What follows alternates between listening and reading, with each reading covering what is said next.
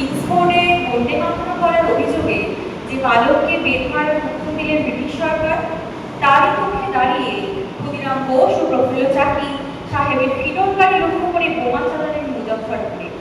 সাহেব কিন্তু নিহত হলেন না, তবুও নাবালক ক্ষুদিরামকে ফাঁসি মৃত্যু দেওয়া হলো। আমি হাসি হাসি পড়ব ফাঁসি দেখবে ভারতবাসী। আমি হাসি হাসি পড়ব ফাঁসি দেখবে ভারতবাসী।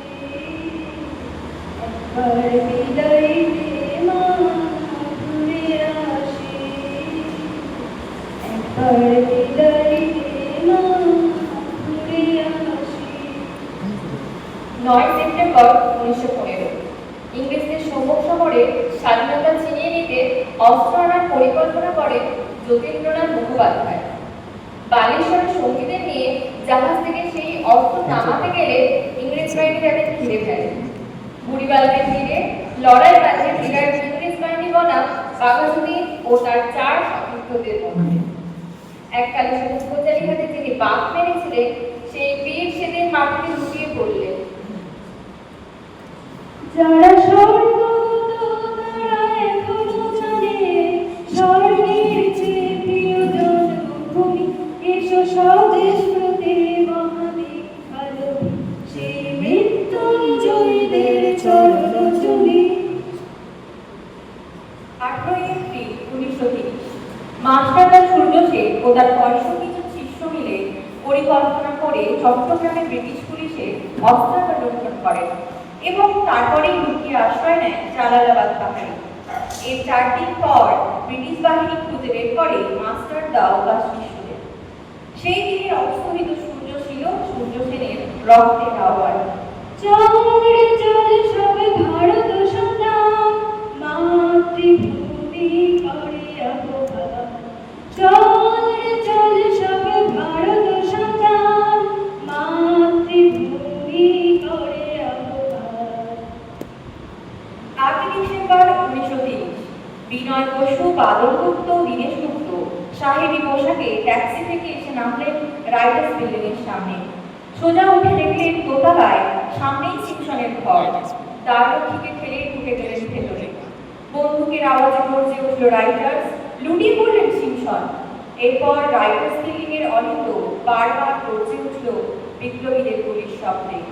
তারপর টেগর সাহেব তার বাহিনী নিয়ে ঘিরে ফেললেন বিনয়, বাদল, দীনেশকে।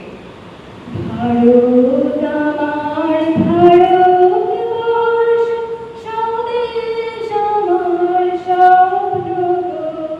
তোমাতে আমরা লোভিয়া যত, ধন্য হয়েছি ধন্য গো।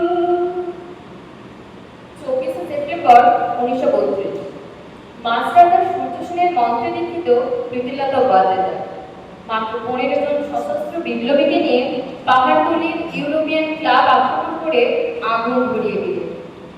ভারতীয় ইতিহাসের স্বাভিমানী মহারানীদের মতো নিজের আত্মমর্যাদা অক্ষুণ্ণ রাখতে সেদিন প্রীতিলতা উপাধ্যায় পটাশিয়াম খেয়েছিলেন, তবু আত্মসমর্পণ করেননি ব্রিটিশ পুলিশদের সামনে। আমার রইল ভগবান ভেঙে ফেল করে লোকাল রক্ত জমাট শিকল পূজার পাষাণ বেদি। ওরে ও তোর নিশান বাজা তোর প্রলয় নিশান, ধ্বংস নিশান ওরূপ প্রাচীর প্রাচীর ভেদি। কার রইল ভগবান। 19 সেপ্টেম্বর 1942 তমলুকের মাটিতে কয়েক হাজার ভারতীয় সেনাকে নিয়ে তিনি পুলিশ স্টেশন ঘেরাও করার লক্ষ্যে এসেছিলেন। সেই 70 মাতঙ্গিনী হাজরা পুলিশের লাঠিচার্জের সত্ত্বেও তার হাতে পতাকাটি মাটিতে পড়তে দেন। ও আমার দেশের মাটি, তোমার পরে ঠেকাই মাথা। ও আমার দেশের মাটি, তোমার পরে ঠেকাই মাথা। তোমাতে বিশ্বময়ী, তোমাতে বিশ্বময়ী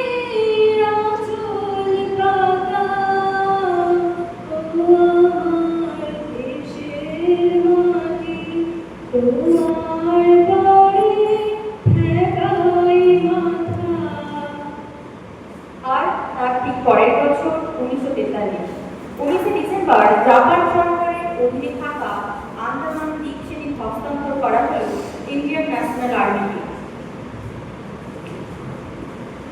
পোর্ট ব্লেয়ারের মাঠে সেদিন তেরঙ্গা পতাকা তুললেন ইন্ডিয়ান ন্যাশনাল আর্মির চিফ কমান্ডিং নেতাজি সুভাষচন্দ্র বোস। এটাই ছিল স্বাধীন ভারতের মাটিতে প্রথম তেরঙ্গা ঝান্ডা। যদি তোরে ডাক শুনে কেউ না আসে তবে একলা চলো রে, যদি তোরে ডাক শুনে কেউ না আসে তবে একলা চলো রে, তবে একলা চলো, একলা চলো, একলা চলো, একলা চলো রে, যদি তোরে ডাক শুনে কেউ না আসে তবে একলা চলো রে। সালটা ছিল 1945। ভারতের স্বাধীনতা সংগ্রামের জন্য একটা গুরুত্বপূর্ণ বছর। আজাদের খোঁজ ইন্ডিয়ান ন্যাশনাল আর্মির সদস্যদের বিচার শুরু হয়। এই বিচার ব্রিটিশ সরকারের বিরুদ্ধে গণ অসন্তোষ সৃষ্টি করে এবং স্বাধীনতা আন্দোলনের নতুন গতি এনে দেয়। চল চল চল চল চল চল, ঊর্ধ্ব গগনে বাজে মাদল, নিম্নে উতলা কারণী দল, অরুণ প্রাতে তরুণ দল, চল রে চল রে চল, চল চল চল। তারপর এলো সেই সাল 1947, যেটি আমাদের প্রত্যেক ভারতবাসীর কাছে আনন্দের এবং সাথে বেদনাদায়ক। ব্রিটিশ পার্লামেন্ট কর্তৃক পাশ হওয়া আইনের মাধ্যমে ব্রিটিশ ভারত বিভক্ত হয়ে ভারত ও পাকিস্তান এই দুটি অধিরাজ্য গঠিত হয় এবং ব্রিটিশ ভারতের ভাইসরয় লর্ড মাউন্টব্যাটেন ক্ষমতা হস্তান্তরের তত্ত্বাবধান করেন। এছাড়াও হয় বঙ্গভঙ্গ। ব্রিটিশ ভারতের বাংলা প্রদেশকে ভাগ করে পশ্চিমবঙ্গ ও পূর্ববঙ্গ তথা বাংলাদেশ এই দুটি গঠন করা হয়। এই দেশভাগের ফলে সৃষ্টি হয় উদ্বাস্তু সমস্যা ও সাম্প্রদায়িক দাঙ্গা। এই সময়ে মহাত্মা গান্ধীর নেতৃত্বে অহিংস আন্দোলনের সূচনা হয়। অবশেষে আসে সেই রাত 15ই আগস্ট মধ্যরাতে ভারত স্বাধীনতা লাভ করে।